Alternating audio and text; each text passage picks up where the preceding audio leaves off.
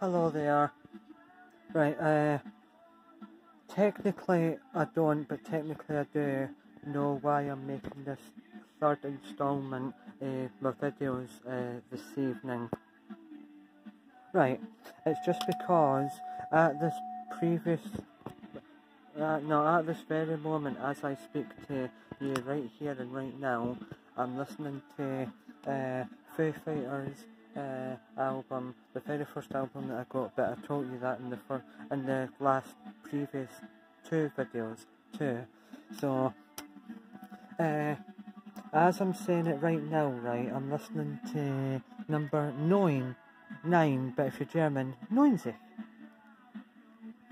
But anyway, I digress, because I always do.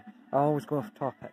But Overdrive I'm listening to right now, good God almighty, man. That is an absolute belter of a track. They should have released that instead of maybe some other ones, but anyhow.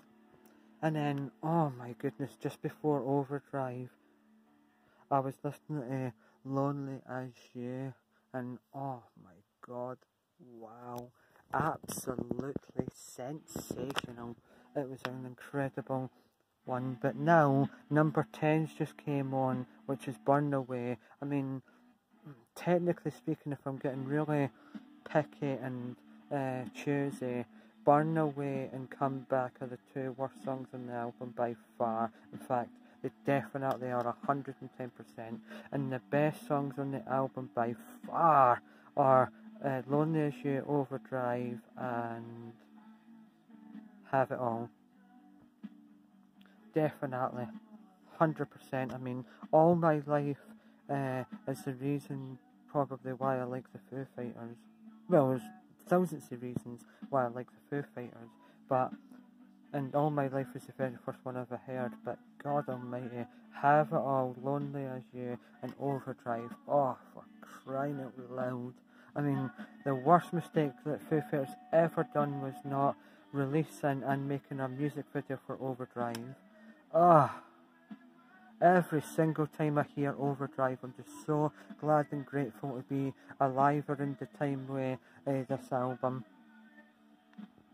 In fact, scrap that, every single song or musician or band that I hear, I'm just so glad and grateful to be alive in the moment to hear them. It's incredible, the impact of what music could do for you. The things in life that do the most for you, I think, technically, is music, food, liquid-based beverages, and family. That's all you need in life. You don't need to be rich. But, I just kind of get under it or over it or through it. Please listen to that album, even if you've never heard of the band or heard any of their songs.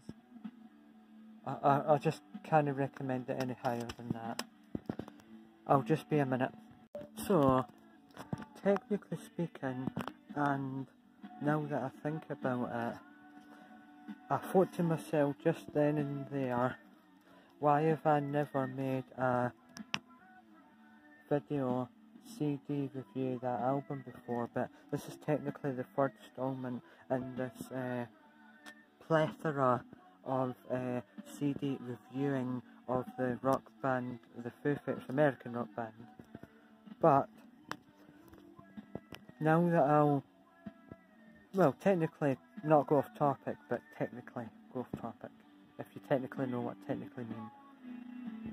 But that's a fantastic album as well.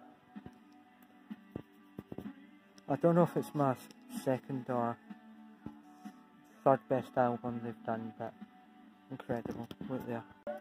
None of the Foo Fighters albums could clearly be known as like absolutely disgraceful. Well, in my opinion, certainly, but I don't know, it's just maybe that's my least favourite Foo Fighters album they've ever done to date. It's Concrete and Gold's my worst Foo Fighters album they've ever done to date. I've got it on vinyl record in there beside my collection, but that's the second, my second least favourite. Aye, that's 100 times better than Concrete and Gold. Right, aye, I didn't mean that. But that's an absolutely banger of an album. Wait, aye, it's a banger of an album, and it won awards. That's their very first album. That's a good one. It's got some good songs in it. In fact, it's not just good, it's absolutely incredible. Oh, wow. No, in fact, that's a banger. That's a banger, that's up there. Right, here is a rundown in my best albums in order. That. Then it's the Medicine at Midnight, which I've got down there on vinyl record. Then my third is, oh, where is it? Then my third is that one. Fourth, that one. Fifth, that one. Sixth, that one. Seventh, that one. Eighth, that one. Ninth, that one. And then 10th is the final record LP one that I've got down there called Concrete and Gold. And Concrete and Gold will always definitely be my least favourite album they've done to date. I mean, it's much better than any other album, but as a Foo Fighters album, it's not their best. But that's the greatest hits. I'm not counting that as a studio album. I mean, if I was, then it would be somewhere in the middle, because it's got two songs on it that they recorded just for the greatest hits, which is Word for Word, which is not classic, but a really good song. And what was the other one? How could I forget that? It's the other one that they've done for the album is Wheels. That is such an underrated song. I think Wheels, Big Me, and Resolve, they didn't play them live often enough. Well, especially the concerts I've seen on YouTube and stuff like that, they didn't play it often enough. So sad. I think there's so many songs that even the Foo Fighters didn't play live that they didn't appreciate often enough. I mean, they play all the crowd favourites obviously, but the three that I just mentioned, I think they're underrated. Much underrated. As I said in my previous two videos about that album, which I keep on showing you, but I need to tell you which album I'm on about, I think Burn Away and Come Back, they're stretching out like bands used to stretch out songs in the 60s, 70s and 80s, like very long ones, like longer than 5 minutes, because this one's on 4 minutes and 24 seconds and it's not even finished yet. So it's a good album though. But this is my Foo Fighters album, probably as like a whole, talking about more than just that album. But that album I've got back into today. I've got back into this album today for some reason. I don't know why I was thinking about it. In fact, no, that's why. It was because I was watching Liverpool versus Brighton in the Hove Albion today, that came on at 12:30, and I just thought I'll watch that with the sound down and put music on in the background, so that's why. But that's a phenomenal album.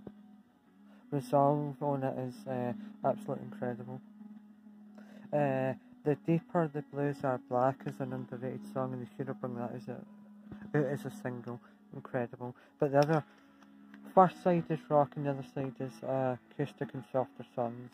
So I'll end it there now because it's nearly 10 minutes. In fact, it's 10 minutes now.